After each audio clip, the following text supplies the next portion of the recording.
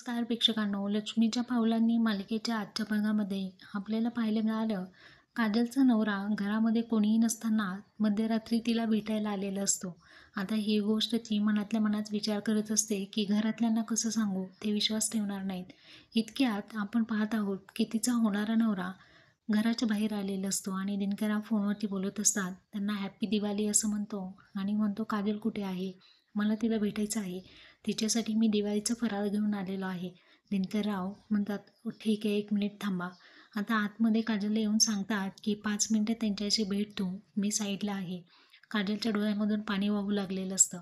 आता काजल बाहेर येते तेव्हा तिचा होणारा नवरा, जो की 10 वर्षांनी मोठा असतो, तो म्हणतो, अगं तू साडीमध्ये सुद्धा खूप छान दिसते आणि जीन्समध्ये सुद्धा खूपच छान दिसते.